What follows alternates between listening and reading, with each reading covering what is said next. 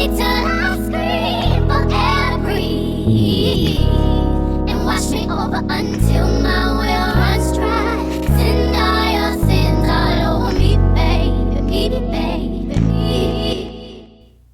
What's up, y'all? My name is Barbara Atewe. Welcome back to my channel. So for today's video, I'm going to show y'all how I made these homemade French toast croissants. So I really hope you guys enjoyed this video. Please sure to like, comment, share, and subscribe, and let's begin. So I'm going to take a stick of unsalted butter. I think I took three sticks of unsalted butter, and then we melted it down. And then once it's melted, you're going to add your cinnamon sugar, your what else? I think your maple syrup, because we want to make a maple butter or else it's not going to be like French toast, you get me? So we're gonna whisk that down while it's heating up, and then we're going to pop it in the freezer for a little bit so it cools, but not to the point where it's like rock hard frozen solid. Okay. I lost the footage of me rolling and like flattening out the butter to make it like in a sheet form, but y'all will see in the next clip right here. This is how it ended up looking. I wrapped it in parchment paper and then slid it in a freezer bag and then kept it in the fridge for a couple of days until I decided I wanted to make the actual dough. All right, so I'm going to take my butter and then pop it into my what's that thing called, my stand mixer, and then I'm also going to add my flour, my sugar. What else did I add? I don't remember. Oh, that's salt right there. Yep. And then we're gonna add our yeast because we need it to rise and fluff up and all things of that nature. I think that's bread booster that I added because, you know, we want a fluffy dough.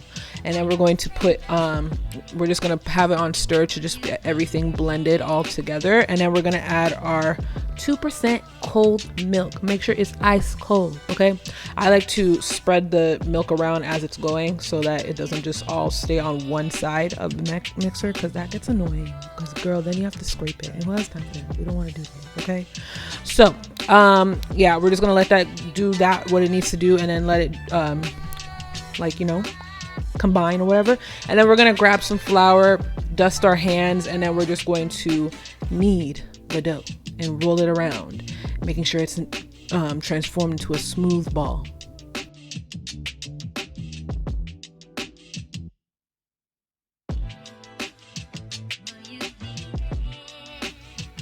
All right, and then once you've gotten your smooth dough ball, you're gonna dust some flour on a parchment paper lined baking sheet. There we go. Yep. And then we're going to press it out so it's like a bit flattened, so that the dough can chill evenly in the fridge overnight. You don't have to do it overnight. I just did it overnight because I had things to do. I could have just made this all in one day. It was a lot of work. So just flatten it out, and then I think you can, I think around like 3 to 4 hours each, like resting time, is good enough. Okay, and then you're just gonna seal it with some plastic wrap so that, you know, because like, why aren't you covering your stuff when you put it in the fridge? That's weird behavior. Anyways, it's the next day. Okay, we are uncovering our dough, and then we're going to dust our hands with flour again, and then we're just going to continue pressing her out. Okay, you see how she's a bit more stiff? That's because she's cold. All right, we're just going to keep pressing her out. You could use a rolling pin, but you don't want to disturb the dough that too much, you know what I mean? So we're just going to stretch it out with our hands, and then now we're going to use the rolling pin because you've warmed up the dough a little bit. All right, and then you just want to like get as much of the dough into a rectangle. You don't want it to be as round as it is now. Okay, so just keep using the pin. You're gonna have to stretch out the corners until you establish a rectangular shape.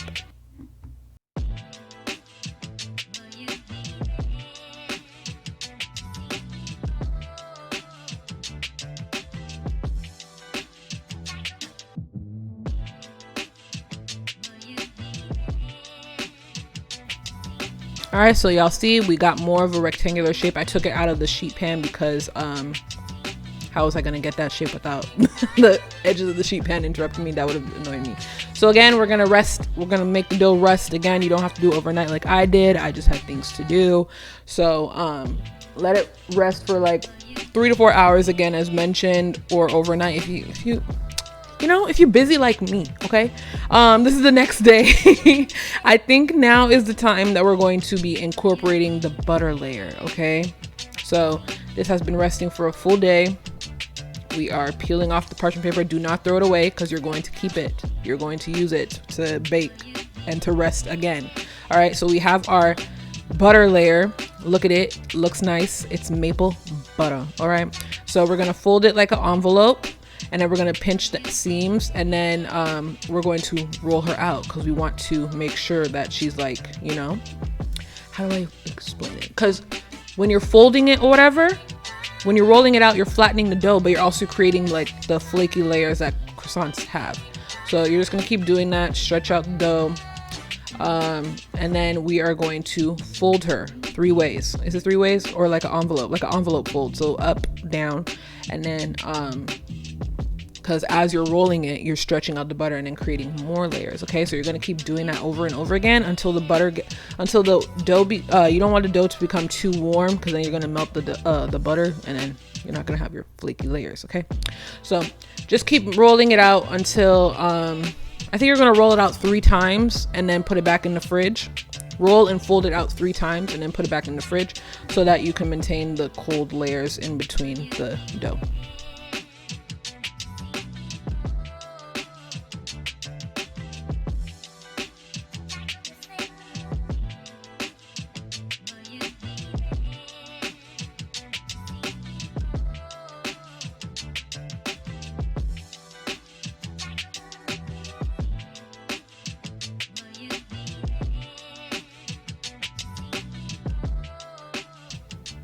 All right, and then you don't want the dough to be too warm again, so you're going to pop it in the fridge for about 3 or 4 hours, or 1 to 2, 3 or 4 hours, so that you can repeat the process of the folding and rolling over and over again until you get as many itty bitty layers of butter within the dough. Okay.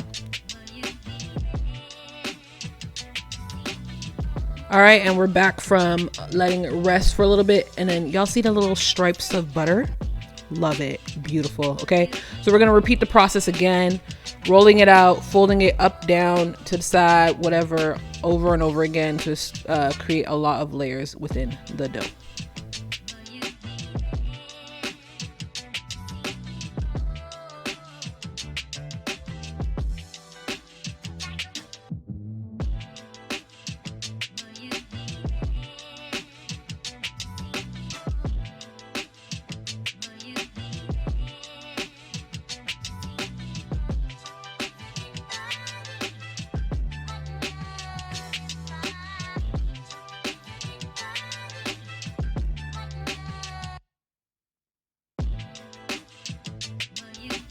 All right, and then we're gonna let it rest again because you don't want the dough to become warm. Okay, you don't want to melt the butter within the dough, or else I don't know what the science is behind that. I think that your layers just won't be layers.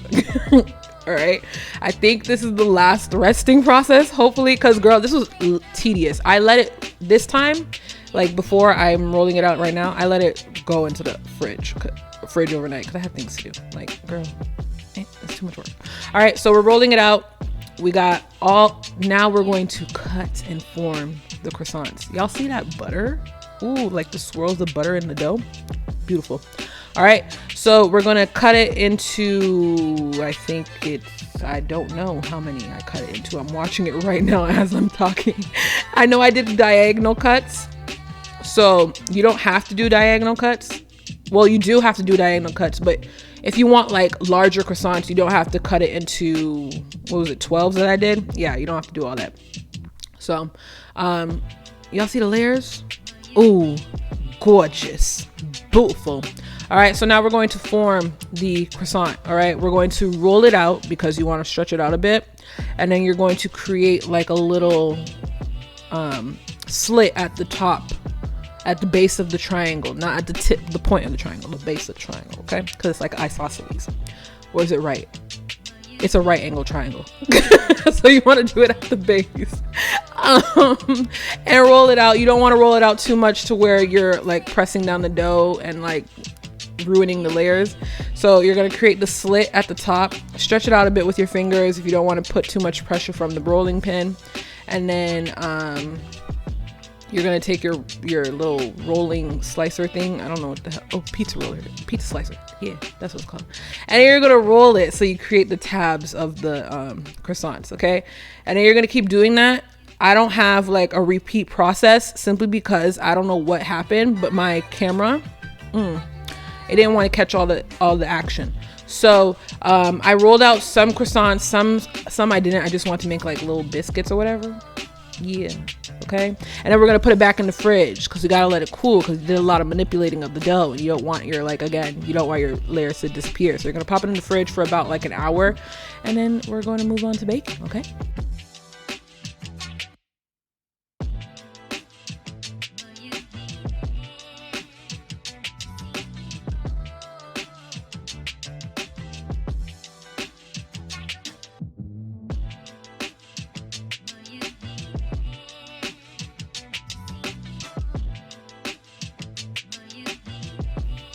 All right, for this step, you want to preheat your oven to 375, okay? All right, and then after letting it chill in the fridge, we're going to do an egg wash, okay? All you got to do is just take an egg and some water. That's it.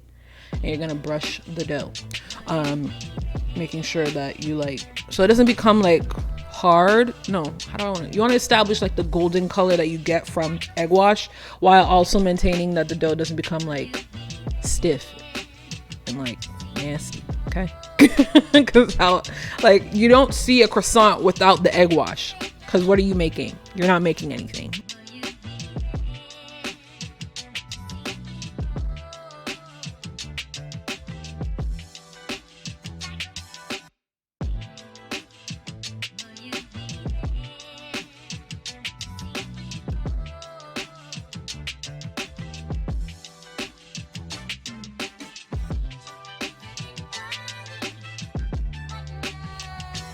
All right, with your oven preheated to 375, you're gonna pop it in the oven, pop your croissants in the oven.